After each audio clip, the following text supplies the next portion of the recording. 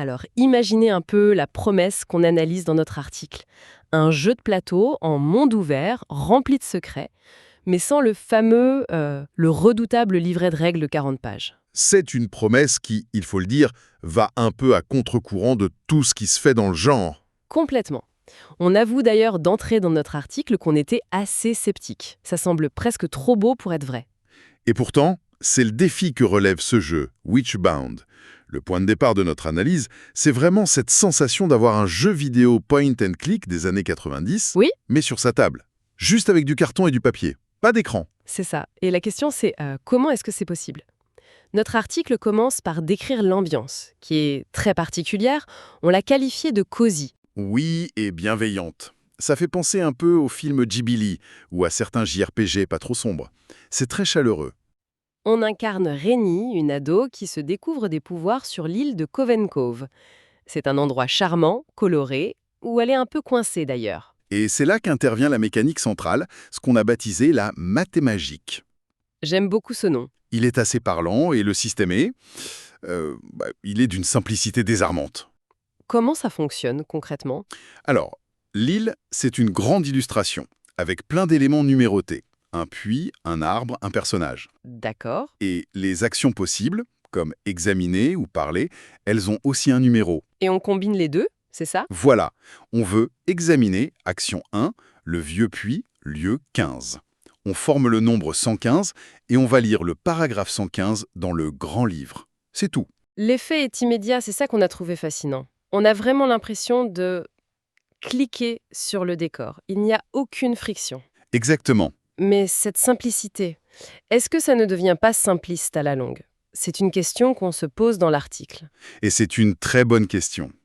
La réponse, c'est que c'est un choix de design très délibéré. On le qualifie de « jeu doudou ». Une bouffée d'oxygène, oui. Surtout quand on compare à des mastodontes narratifs comme Sleeping Gods ou Tainted Grail. Ah oui, qui peuvent être très exigeants, voire punitifs. C'est ça. Ici, le système est entièrement au service de l'histoire, et pas l'inverse. Le vrai truc, c'est pas juste que ça imite un jeu vidéo. C'est que ça résout un problème clé du jeu narratif. L'obstacle des règles qui nous sort de l'immersion. Witchbound supprime cet obstacle, en gros. Voilà. Mais une approche aussi épurée, ça a forcément un coût. On doit bien sacrifier quelque chose en chemin. Bien sûr, et c'est important de le souligner pour que la critique soit équilibrée. D'abord, il ne faut pas chercher un défi tactique. Ce n'est pas le but. Les combats, par exemple. Elles sont anecdotiques, c'est ce qu'on explique. Souvent, ça se résout avec une petite énigme, un simple jet de dés. Si on cherche de l'optimisation de la stratégie, on sera déçu. Les enjeux sont purement narratifs, en fait. Tout à fait. Et ça a une autre conséquence. Sur le nombre de joueurs. On suggère dans l'article que c'est idéal en solo ou à deux, mais pas vraiment plus. Pourquoi? Parce que c'est une expérience qui est très contemplative, presque intime. On vit l'histoire de Rennie, une héroïne. D'accord, donc à plusieurs, les autres deviennent vite des spectateurs. Exactement. Le jeu n'est pas fait pour des décisions de groupe complexes. Et puis, il y a la question de la rejouabilité. Ah oui, inévitable. Une fois qu'on a cliqué partout, qu'on a découvert tous les secrets, qu'est-ce qui reste? Pas grand-chose.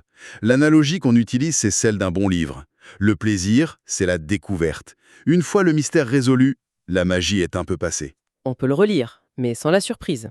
C'est le contrat de base. On achète une histoire, pas un système à explorer à l'infini. Donc, pour résumer notre verdict, Witchbound est une anomalie délicieuse. Une vraie réussite pour créer une exploration fluide, immersive, avec finalement 3 fois rien. La direction artistique est superbe, mais il faut accepter que le voyage a une fin. C'est ça. Et ça nous amène à une réflexion un peu plus large, qu'on esquisse en conclusion. Le succès de jeux comme celui-ci, qui vont puiser dans le passé du jeu vidéo pour créer des expériences analogiques plus directes, ce n'est pas anodin. On sent qu'il y a une tendance, oui. Et on peut se demander si une partie de l'avenir du jeu de plateau narratif ne se trouve pas justement là, dans cette capacité à regarder en arrière, vers le numérique, pour créer des expériences plus accessibles, plus humaines et au final peut-être plus intimes.